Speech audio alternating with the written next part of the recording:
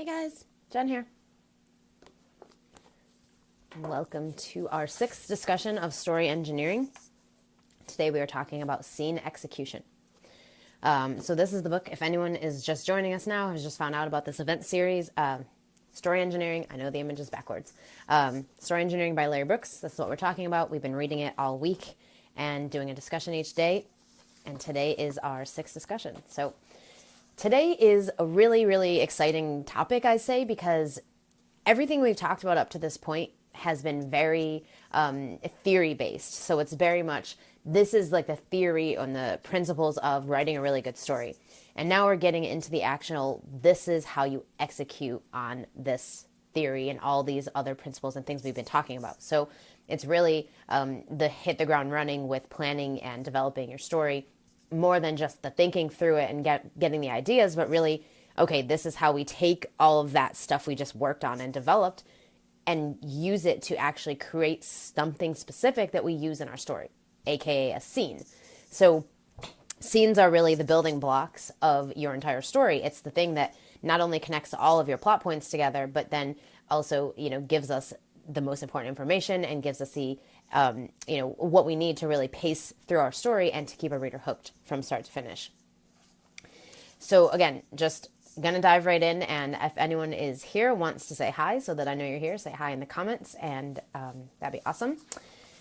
Okay, so I thought to start, I would read this little section on page 228 that Larry mentioned in Story Engineering that I think just really, if you take nothing else away from this, it's the thing that can really change everything for your story as far as how your scenes get executed and all of that. Because without this, you're going to have a serious issue with making your story work. So, okay, the paragraphs that I'm going to read talk about the idea of you have a blueprint, right? So you've planned out your story, you've developed it, you sort of know what your structure is and all of the, structure points, you've figured out your concept, you've got your plot, all of that stuff. Well, that's not enough. And this is, going to kind of jump us into our discussion today. So in Story Engineering, he says, to accomplish all of this post-blueprint work, so again, meaning if you had, planned out your story and developed the idea and everything, and now you have a structural blueprint of what you're going to do, you have but one primary tool in your toolbox of literary assets: scenes. Sure, you've got ideas and you've got a huge pile of words ready to go, but none of that means a thing at this point without scenes. Scenes are what you use to hammer your story home. You may think that words are your primary storytelling tools, but they're actually more like paint and plaster rendered onto an infrastructure that won't crumble under its own weight. If your conceptual idea is weak, your character less than compelling, your theme flat or missing altogether, and if it's all in the wrong order, Shakespeare himself on his very best day can't save you. At least until the broken infrastructure has been fixed. And for that, you need a story architect, not a wordsmith. You must be both. And I would say those last four words are probably the most important. You must be both. So you can't just be someone who knows how to write really good prose, and you can't just be someone who knows how to develop a story idea. You have to be both. You have to be able to craft really compelling scenes, really compelling story, and you have to be able to have the right words to make it compelling. And not just the information is compelling, but the actual wording and how you've written it is compelling as well. So you really have to have both of those things. And I thought that was just such a really good way of saying it, and really a good way of explaining why it's so important to not only master craft and understand structure and how it all works, but also to practice writing as much as you can. Because when you have both of those things, it makes a big difference. And one thing I always say is that I'm not the greatest prose writer yet. Like, I'm working on it. It's something that it's a skill I've had, and I'm working on. Every time I write something, I feel like it gets better and better. But I feel like my core skill set is that I'm a storyteller. I know how to tell a good story. I know what's compelling. I know what isn't compelling, and I know how to execute it in a way that actually keeps the reader hooked and engaged. So all of that to me is more important than being the best writer ever, because I know that I can revise my words. And then, of course, I have an editor who looks at it, who gives me ideas on how to add more characterization and layer in more setting and description. But none of that matters if you don't have a good story and you don't know how to tell a compelling story. So being able to do both is, the goal that you're going to have as a writer and in your writing career from here on out, is being able to write well, but also having a compelling, ability to tell stories. So going through some of the specifics of what a scene is and all of that. So Larry mentions that a story should have anywhere from 40 to 70 scenes. So this is going to be based on the story, obviously. So some stories have more than that. Some have, around 40. It's really up to, you as the storyteller now to decide, what do I need specifically to connect these plot points to bring the story to life. This is, I would say, probably in the scene execution and, executing on all of these parts that we've been talking about. This is where your story sense is going to come through the most, because this is when you're either going to nail it, you're going to know what to do, you're going to have it, executed properly, or you're not. So your story sense is going to be super important here. And that's why I say, as much as you possibly can, watch movies, read books, and don't just watch them or read them, but do it analytically. So do it with the question in mind of what is happening in this scene, what is the purpose of it, and how is it moving the story forward, or how is it adding to the story? What's the piece of information that's coming into this story? It's more than just two characters talking. There's actually something happening here, and what is it? So studying that and watching, how did they connect the plot points, and how did, they lead up to the plot point and away from the plot point. It's so important to do that, because this is going to help with your story sense and understanding what it really takes to put a story together, and not just making guesses. So when I was writing my first novel in 2008, I was making guesses mostly because I didn't know a lot about how to write a proper scene. So I sat down and started writing. Well, some of my scenes actually added to the story, actually moved the story forward. But a bunch of the ones that connected those important scenes were just nonsense. They were just characterization or setting, or just me not knowing what to do. So I made the character go have dinner, or I made her, go to a bar and have a drink with a friend. Things that you might think people do on an everyday basis, but this isn't an everyday episodic tale. This is a specific story with a specific goal and a mission, and each scene needs to move us toward that. So going through some of the criteria that Larry talked about in story engineering, he mentions that each individual scene is like a one-act play in some ways. So it has potentially a beginning, a middle, and an end. Now, that doesn't mean you have to show all of that to us. I mean, maybe you do, depends on your story, but you have to know that in that scene there is a beginning, middle, and end. And maybe we only get the middle to the end. Maybe we just get the end, or maybe we need the whole thing. It's going to depend on your story.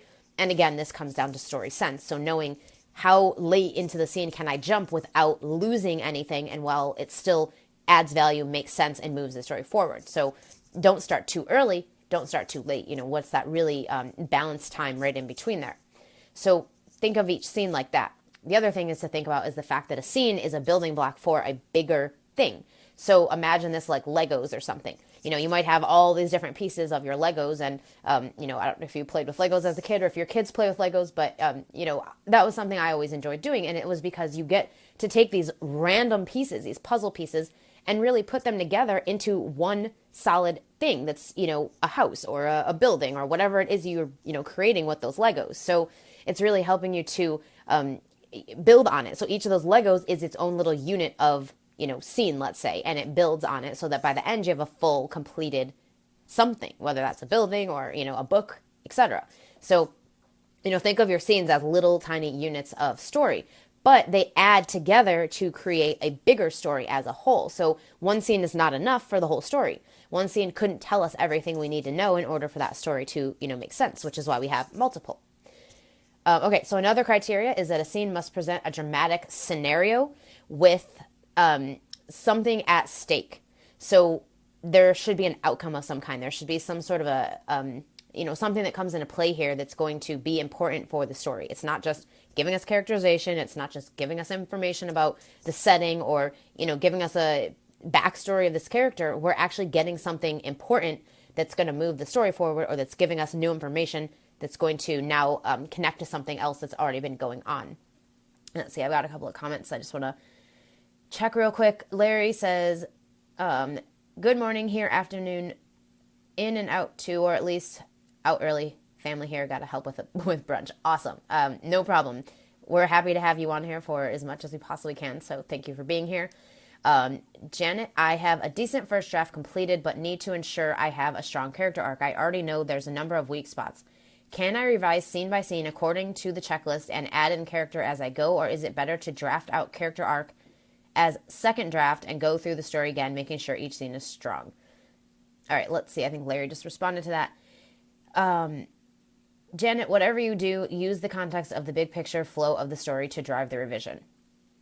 Yeah, I mean, I would say it's very difficult, I think, to go back through a story that doesn't have all the pieces, that doesn't necessarily work cohesively, and try to retrofit things into it. I think it makes more sense to sort of set that aside, start a new version using the stuff that you've now come up with, using the new character arc and all of that. And then looking back at what you've already done and saying, okay, of what I have from this draft, what actually works now, what actually fits into the new version, the right version, and then move it from there. And if it doesn't fit, then, this is the time to get rid of it. So that's how I do my revisions, is I will write the draft and then I start a brand new document where and I use Scrivener. So I start a new Scrivener project, and then I'll actually go through, and any new stuff I've added, of course, I have written down in my post-draft beat sheet that I've done. But I definitely will go back through my original version and say, okay, what of this can I move? What scenes are staying?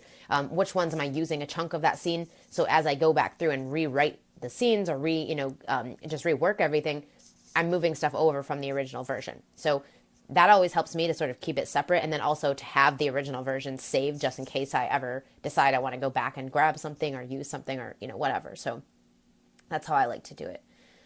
Larry says, most important thing, my opinion, about scene writing, the author understands the purpose of the scene, its mission, and the precise expositional ad that moves the story forward with characterization. No ad, no scene. This allows us to enter the scene at the last possible moment. Advice from William Goldman. Yes, awesome.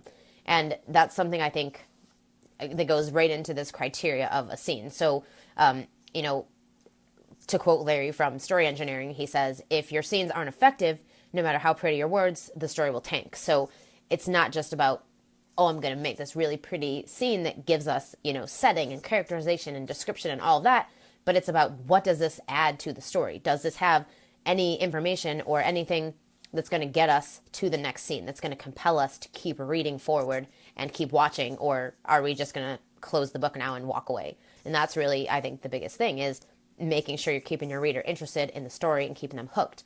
And that's what scene writing is all about. So what is a scene? And that's, I think, a question a lot of writers have, and we sort of, aren't really sure how to describe it. So in Story Engineering, I quoted this because I just think that it's so much clearer when you can kind of pull these little pieces out. So he says, a scene is a unit of dramatic action or exposition, which includes narrative review, overview, or connective tissue that stands alone in location and time. So there's another key distinction there, which is location and time. So when you have a change of location or a change of time, even if it's a jumping ahead 10 minutes, even if it's, a person walking from one building to the next building, that is a change of location or time.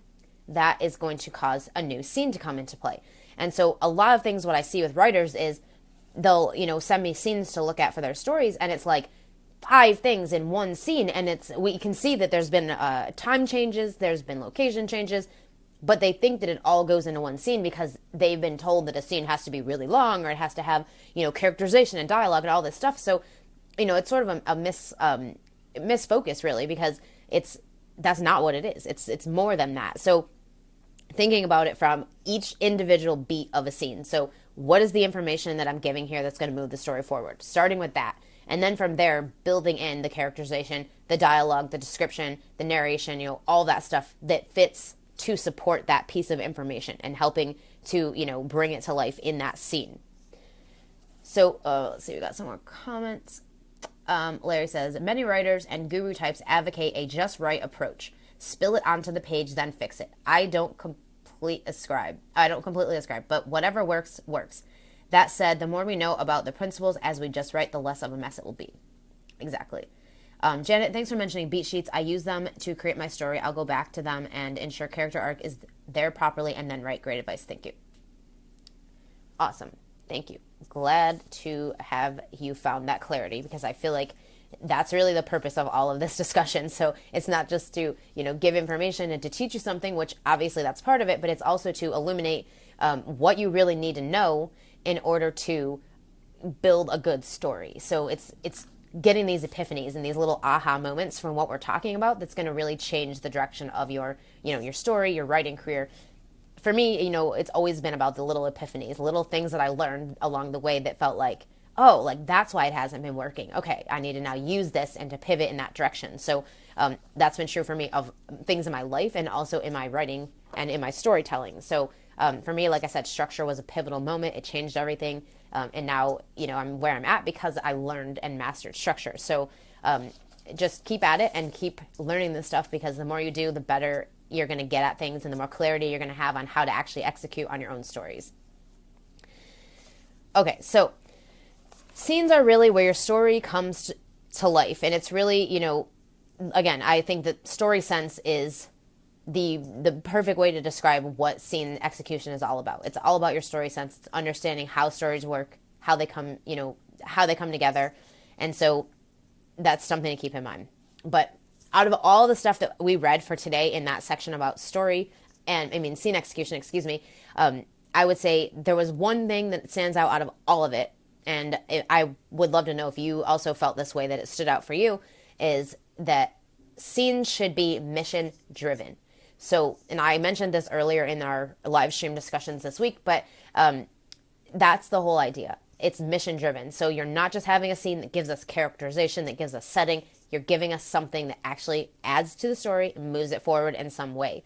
A decision, so this is directly from Larry now, a decision, an action, new information, a change of some kind, forward motion. So that's mission driven storytelling.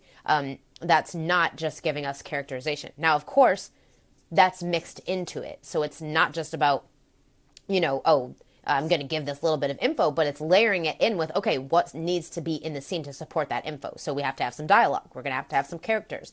We're probably going to have to learn a little bit about these characters in order for it to make sense. So it's mission driven to making sure that you actually have a purpose, but then you're layering in all the other pieces that are going to support that purpose and moving the story forward.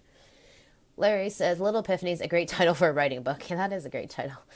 Mission-driven, both for scenes and for macro story design over 4 parts. Yeah, exactly. Because again, as we talked about over the last couple of days with structure, with the 4 parts of story, that's all mission-driven as well. Mission meaning it has a context. It has a purpose to fulfill. And that's the whole idea, is that, part 1 is setup, and part 2 is reaction, and part 3 is attack, part 4 is resolution. So it's moving us through the story and each of the missions of those parts. Janet says, the thing that stood out for me was the line, you need to know the scene's sweet spot.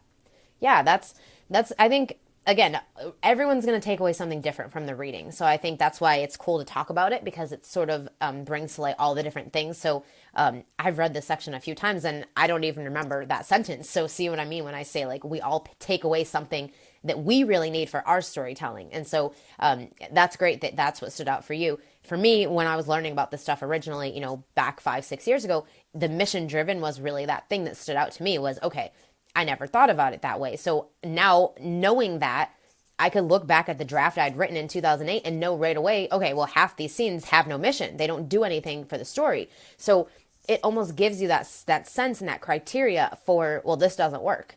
And now you know what does work, or you know what you have to do because you now understand that it's mission driven. So let's see, I got a whole bunch of notes on this scene, so I just want to make sure I cover everything because I think a lot of it is really, really relevant. So, here's another really good quote from Larry. So he said, a scene should move the story forward, not take a snapshot of it. So, perfect way of talking about exactly what I was just saying. So I see so many writers, I read a lot of people's drafts and I work with a lot of writers on their stories, and a lot of the times what I see is we have scenes that are just giving us backstory or just giving us characterization. And in that way, it's giving us a snapshot, like Larry's saying. It's not moving the story forward. It's just giving us a snapshot that says, this is the scene right now. It's almost like taking a picture of it, but we're not moving anywhere. It's not like a video where the video is actually moving us somewhere. It's just a solid snapshot. So you want to avoid that, and you want to look at each of the scenes you've come up with and ask yourself, is this a snapshot of the scene, or is this actually adding something? Is it moving the story forward? Let's see. Eliza, will this video be up later for rewatching? My internet is terrible right now and it keeps buffering. I would love to see this. Yes. So once these videos are done being live, they automatically get posted back to my Facebook page. So you can definitely go and find it there. I send them out to my email list. So if you're not already on my email list, if you go to my website, I have a free ebook you can grab and sign up to get the ebook, and then the email list will automatically, you'll automatically be subscribed, And then tomorrow you'll get the link from today's video and all the information about the stuff going on for tomorrow's live call and all of that. All right, so I like to think of the idea of mission-driven storytelling as what I call momentum, so story momentum. So for me, I'm always looking at, is this building to the next thing? So you want to think of your story as it's building us, it's taking us somewhere. So whether that's, up to a plot point or whether it's away from a plot point to the next one, again, it's all a momentum that you build based on how you execute your scenes. And momentum also comes from, are you showing us the most important information and not too much of it? So a lot of times if you find that a scene is really slow, it's because it's probably got way too much going on. So it's too long, there's too much description, too much narrative. We're sort of losing the purpose of the scene because everything else is just drowning it out. And that's why, and Larry talked about this in story engineering, is you got to have a balance. So you have to have a balance of longer scenes and shorter scenes. So that way you're not necessarily just having, hundreds and hundreds of pages where we're just getting dialogue. We're just getting description, but we're not getting anything that actually adds to the story and moves it forward. That piece of information that we want in every scene. And ideally, he says in here, we want one piece of information or action or decision or, forward motion change from each scene, ideally. Now, that's not to say it can't work without that, but I think I like that idea because I think it gives you a very clear, specific way of figuring out your scenes now is going, okay, what is that one piece of information that's going in this scene? And then really also boiling it down to what information do I actually need for my scenes? Because so much as the author of a story, you have spent so much time developing this world and these characters and the storyline and their backstories and all this stuff. So it's hard to know, okay, what of all of this do I actually need? Which is why it's so good to look at the, the mission and say, okay, what is the one piece of information going in this that's going to move the story forward? And then from there, again, looking for the supporting players, the backstory that needs to be there to explain it, the characterization we need to see to understand this, the character or whatever. So layering that stuff in based on the information that's going to go in that scene. Or at least that's how I like to figure out mine. So, but characterization and setting is not narrative. And that was, again, that was another point that I wrote down from story engineering is that it's not narrative. It's just setting. It's just characterization. And there has to be more than that. So, the other thing I liked is, and this is something that I think writers get very frustrated with, is the idea of flashbacks. So a lot of times with newer writers or like beginning scenes, I see a lot of flashbacks. So they think like, oh, the only way to get the backstory in is to give us a flashback. And I always say flashback is better not use it if you can help it, because it doesn't usually add to the story because it's just giving us something backstory or information from the past that maybe doesn't really need to be there. So I always say if that's the only purpose of your flashback, you're going to want to not use it and find another way to weave that information into a scene that's happening now. But Larry had mentioned flashback, and this is, I think, a good point to sort of be a criteria for when you use flashback and when you don't use it. So he mentions that flashback must move the story forward, even if it's just giving the reader a new understanding of what's happening or what's going on. So, for example, in the movie Safe Haven, which I mentioned yesterday, and again, this is the movie version. There is a book version, but the book is slightly different than the movie. So in the movie version, we get a midpoint that's a flashback. We get this, it's sort of a long, like I would say 3 to 4 like cut together scenes flashback of this girl's life. And we sort of see this relationship she had with this guy. And we realize that this guy that's been chasing her all this time, who's a police officer, so we thought she broke the law. We thought she did something wrong up to this point in the story. We find out that it's actually her husband, and he is an alcoholic. He abuses her, and she ran away from it. And so now we've got that information from a flashback at the midpoint. So even though it's a flashback scene, it adds so much to the story, and it gives us a huge story milestone because it's giving us the information that was missing all the way up to that point. So we had judgments about this character. We had ideas of what her problem was, but we didn't really know. And then at the midpoint, that flashback came and told us what the problem is and what was going on. So she wasn't a criminal. She didn't do anything wrong. She was actually running away from a bad situation. And her husband was a cop, so he could manipulate the law and change things so that it looked like she had done something wrong when she hadn't. So that gave us a lot of clarity into the character, into the situation at hand, into the story. And so that's a good use of flashback. And that's when flashback is actually valuable. but it doesn't work when it's just there to give us someone's backstory. So if that was just giving us backstory about her husband and it didn't actually, it hadn't been built up the way it had so that it was actually revealing something new that was significant to the story. But if they had just given it to us in the beginning as flashback, well, that wouldn't work as good. So that's the whole reason, to think about flashback in that sense. Does this actually add something and move the story forward, even though it's giving us a look at something that happened previously? Larry, this momentum point is huge. Static snapshot narrative is a story killer, one newer writers too often fall into without even knowing. They are writing about something so it feels good, but rather we need to write about something happening. Yeah, exactly. And that's the point I was making with the momentum, is that it's not just about this is, a character's day-to-day scene, but this is what happened in that day-to-day moment of this character's life. Flashback and backstory risky, like playing with knives, a purpose, but a potential bloodletting. Sorry. Yeah, so that's the whole point. That's the whole idea with flashback and with all of that. And the other thing he mentioned, which I thought was really important to point out, is that you only want to go into descriptive detail in a scene on something when the specifics serve characterization or they impart meaning, nuance, or new content into the unfolding scene or the larger story. So, meaning that you're not just describing a bunch of shit just to describe it. You're describing something because it's going to come into play later, or it's adding characterization to the story. It's not just, this is interesting, I want to sort of give us a bunch of description about something that doesn't really need to be there. So, yeah, set the scene. Maybe we need to see it. Like he had mentioned an example, if you're on the streets of Japan, maybe you want to describe the smell of fish in the air, but you don't want to make the scene all about that smell or those fish because it has nothing to do with it. So it's a mention, it's a little descriptive thing to give us some, grounding in the place that we're at in the setting and sort of all the senses, but it's not giving us a ton of, description on these dead fish and the smell if they don't actually add anything to the story. So I also love that, sort of using that little tip as a criteria for looking at a scene and saying, okay, am I describing the wrong things here? Am I describing things that don't need to be described as much? Or am I giving detail about the wrong things? Are there things I should be giving detail about that I'm not? Because that actually adds to the story. So using that as sort of, again, a criteria that you can measure when you're looking at your scenes that you've already written, or even looking to get ready to write a scene and say, what should I be describing in this scene? So Larry gave us some really cool, and I'm going to kind of go through this technique that he talks about in this section. So it's called the cut and thrust technique, and it's basically the idea that writing scenes, you want to write scenes that propel the reader into the next scene with a sense of urgency or anticipation.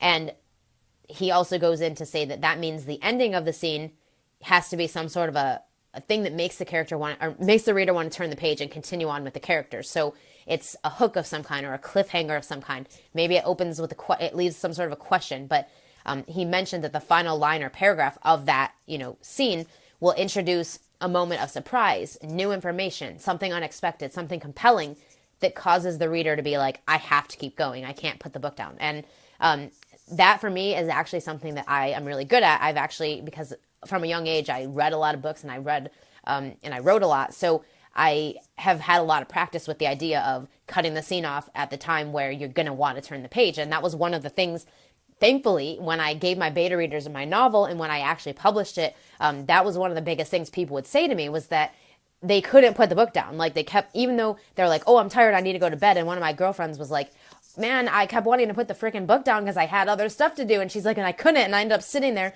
the rest of the afternoon because I needed to finish it. Because every time the scene ended, you left me with something that made me have to turn the page and see what happened next. So it's sort of, it's something that takes practice to do, but it's a really fun way of keeping your reader hooked. It's a good way to build the pacing of your story, to really have it so that every scene ends with some sort of a cliffhanger or some sort of a hook that says, well, now I need to know what happens next. And Larry described this technique a lot more in this section, so if you want to actually go back through, he gave an example from one of his stories of how this works. But you can really see it in pretty much any movie that you read. A lot of books as well, same thing. You're going to get that ending of the scene where you got to keep going. You have to find out what happens next because it brought up a question, it brought up some new information, or it introduced something that just made you go like, whoa, I need to see what happens now. Like, that's the whole idea of the whole, the cut and thrust technique idea. So that's one of the ways I love to write. I didn't even know that it was called that. I've just sort of been doing that for my whole life because I just remembered from a young age, the fiction classes I had taken, that the teachers would say, you have to leave with a cliffhanger. You have to leave your reader with a cliffhanger. The last paragraph of your chapter or your scene should be a cliffhanger that makes you want to go to the next one. And especially this is true for chapters. So I would say, and I would love to sort of hear from you guys on this one. Do you prefer stories where the chapter is one scene and then it starts the next chapter? Or do you prefer stories, or do you write stories rather, either way, prefer or write, where you've got multiple scenes into each chapter? And there is no right or wrong on this. It's really however you prefer to do it and really what works best for the story. I really like to have multiple scenes in my chapters so that I can really end the chapter with a very strong cliffhanger and hook that makes you want to go to the next chapter. That's, like I said, something that I remembered learning from a very young age. So it's something I've practiced a lot and I'm actually pretty good at. So for me, that's actually a strong point, but that's why I know, like, I can't, I got to have multiple scenes in my chapters for that reason, because I like having that sort of technique. But that's not the case for everything. So I've seen a lot of stories where each scene is its own chapter. So you might get 78 chapters and each one is a scene. So it's totally up to you how to do this. Again, when I'm writing my draft, I don't try to figure out scenes specifically. I just I don't figure out the chapters specifically. I got all the scenes, I write all the scenes out, and then when I go back through revision, that's when I divide the chapters up, because that's when I can really see, okay, this is what's ending this scene, or this is what's ending this. And if I feel like it's a big enough hook or cliffhanger to move to the next thing, then I stop and I say, this is the chapter break. So then, it sort of gives you like a stopping point, but it also gives you that I've got to turn the page and keep going. And for me, that's just how I like to look at it. Let's see, we got some comments coming in here.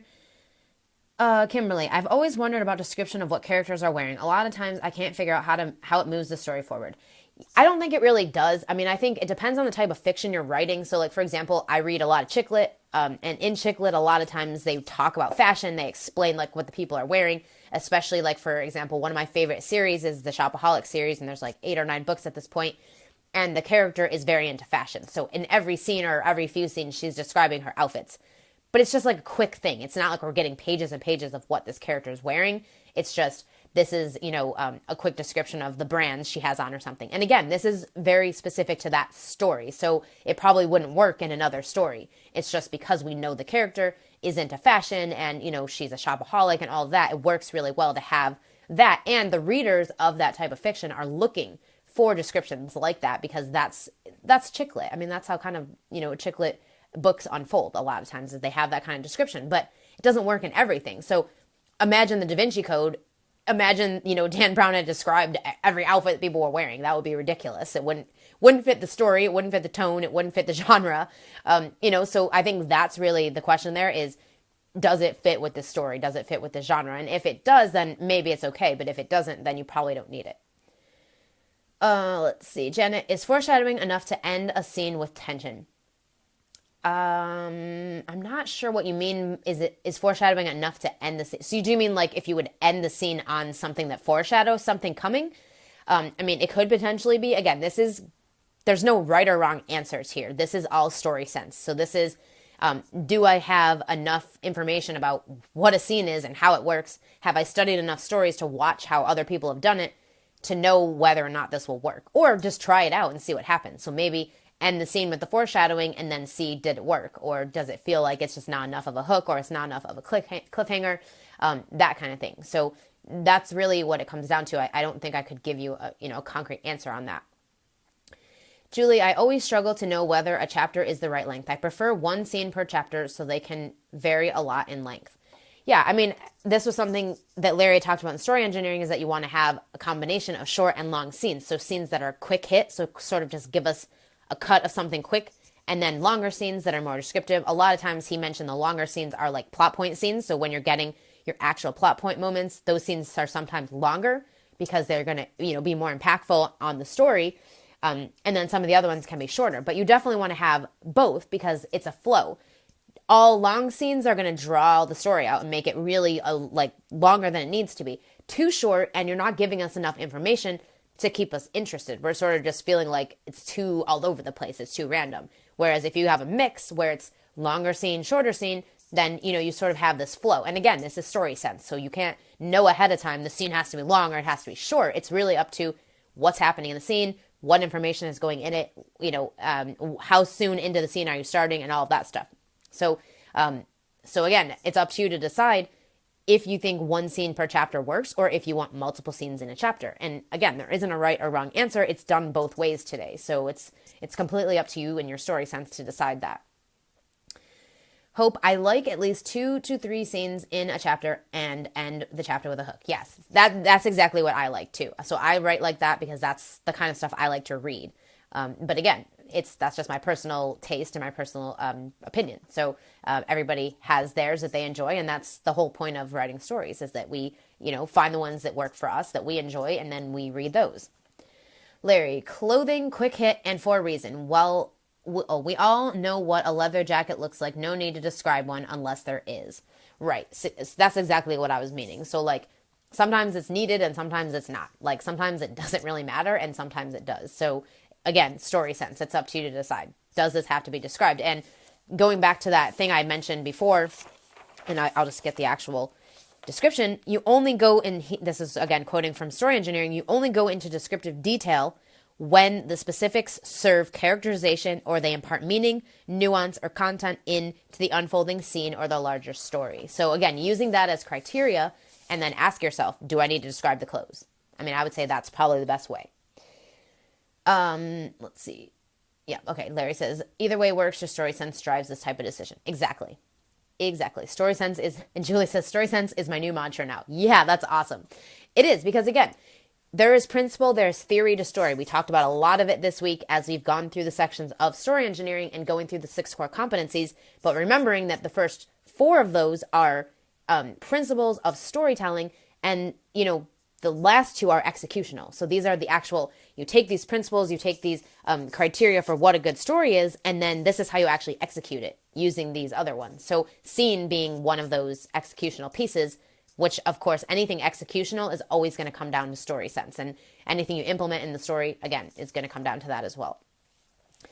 All right, so that is what I have on scenes. I wanted to just mention again quickly that if you haven't already read this section on scenes, so please read it, because it seriously will empower your story. It will empower your writing process and make a huge difference. Also on page 243 of Story Engineering, Larry gives us a really, really great checklist that we can use as you write your scenes or as you plan them out, or going back through and revise, a scene you've already written and revising it, looking at the checklist and asking yourself, does the scene do all of these things? Because I think criteria is really so important when it comes to actually implementing. And I think that's the reason why I've had the most success using Larry's version of all of this, because I feel like he doesn't just tell you what you need to know. He goes into the specifics of what is the criteria for it. So it's not just, you got to know how to write scenes, which is like what everyone else talks about. Oh yeah, you got to have scenes. They have to have beginning, middle, and end or whatever.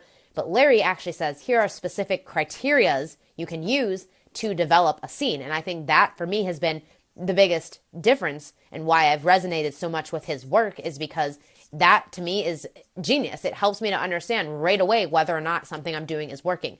It helps me know right away what needs to happen in the story, because it gives me criteria for it.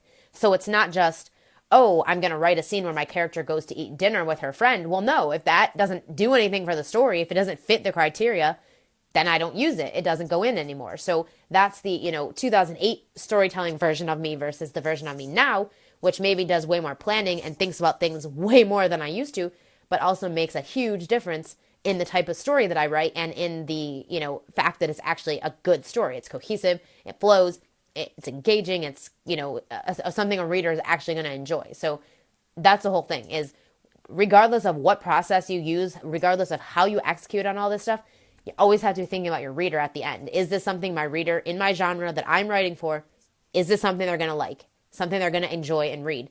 Not just something you think is interesting, but something that they will as well. Okay, Larry says, story sense in context to a full understanding of the principles versus an assumption of that understanding. Every new writer believes they know what they need to know to some risky extent. Yeah, I mean, that was true for me, absolutely. So, like I said, I started writing from a very young age, 11, 12 years old. I was writing short stories and novellas.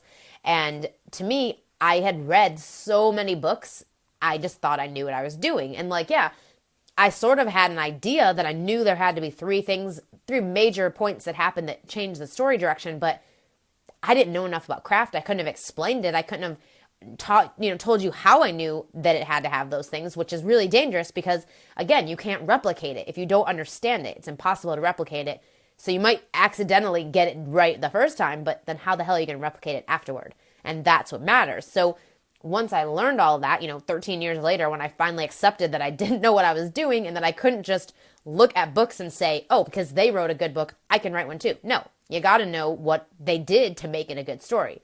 So then I learned all of that. And now, of course, it changed everything because now I know that what I did back then was never going to work. And now I know what to do now to make sure that it does. So for me, obviously developing the story sense based on, understanding all of the storytelling principles and all of that is what changed everything. Julie, I started working through the checklist this morning and it was incredibly helpful. I know now why you return to this book every year. I'm so glad I found it. Yes, exactly. So like I said, I found this book from Larry. So back in 2009, he had an ebook on his website that came out, at the end of that year called Story Structure Demystified. And it was all about story structure and how it works and explained everything.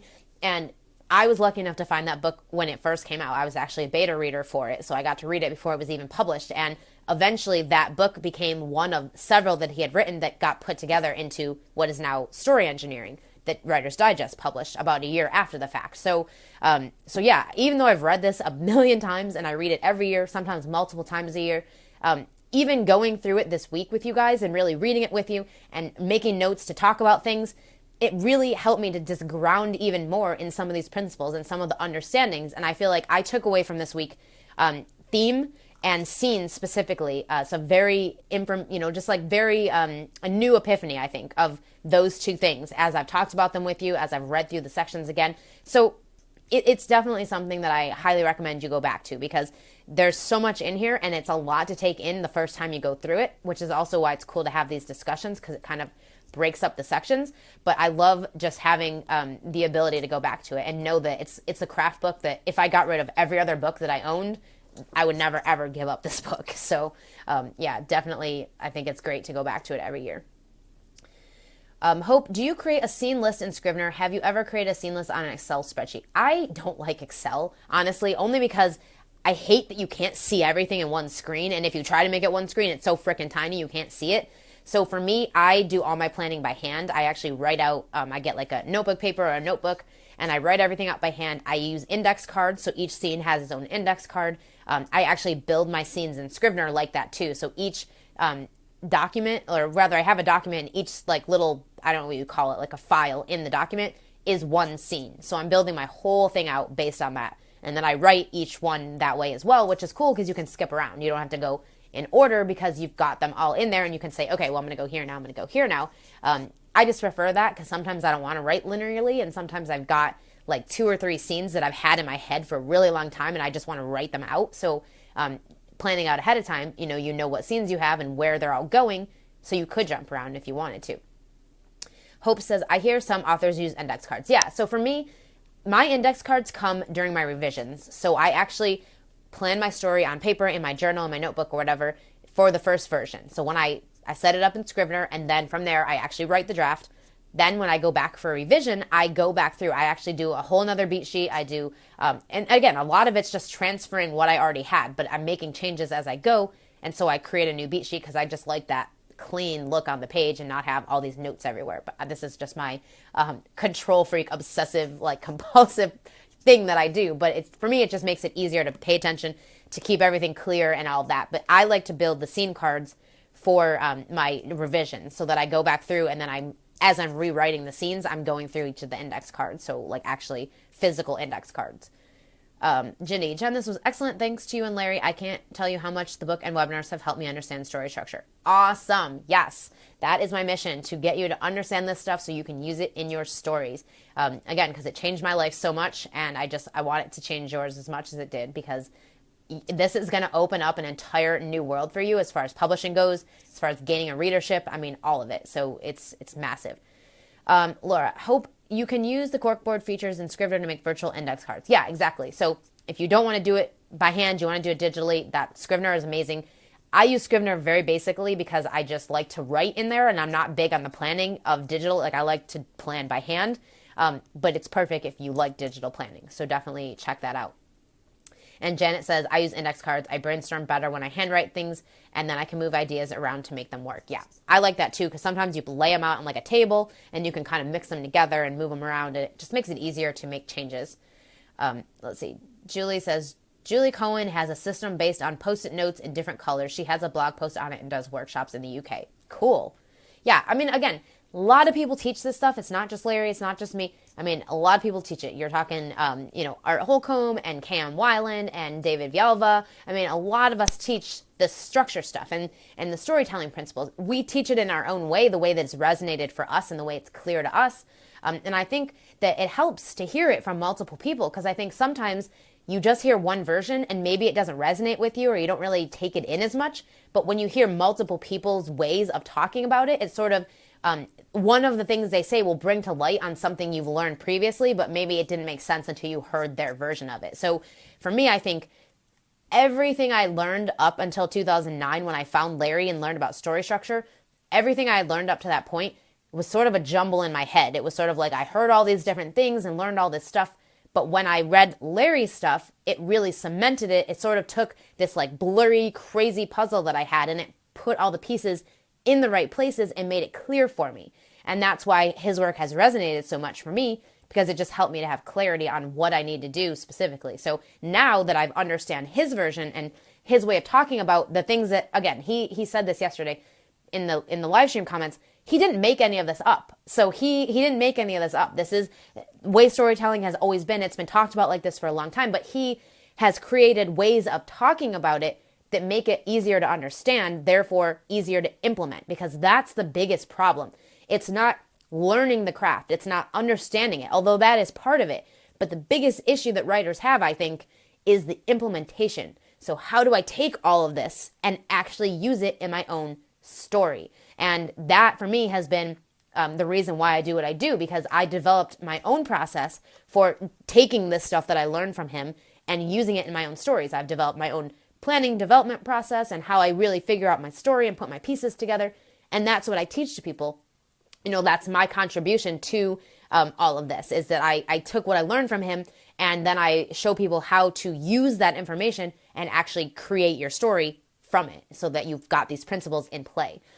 So for me, that was the biggest thing. And now I love when I read stuff from Cam Weiland and from David and all of that, because it just brings more clarity. It sort of layers in more information about these same things that I've already learned. And that's why I say you got to be committed to being a lifelong student of story, because there's always something new to learn. There's always a new way of hearing something or of learning about something that could really bring it clearer to you and make it easier for you to really implement it because you understand it better. Jessica, there are several Excel docs online using Larry's method available to download. Yeah, he's got, plenty of them on his website, tons of them. So storyfx.com, check it out for sure. All right, wrapping this up, we are on our very, very last live stream discussion tomorrow, 1 p.m. Eastern, right here back on this page, of parts 7 and 8 in story engineering. So I combined them because the last ones have been the last sections are a little bit shorter. So I'm going to talk about both of those together. And then tomorrow night at 7 p.m. Eastern, Larry and I are hopping on a live call to answer questions, to talk to you guys, whatever you want to do. I will put the call details in the live stream for tomorrow. If you're on my email list, you already got those, and I sent them to Larry so he can share them with his people as well. So yeah, definitely be right back here tomorrow at 1 p.m. Eastern to check this out. Read parts 7 and 8, and I will see you then. Bye.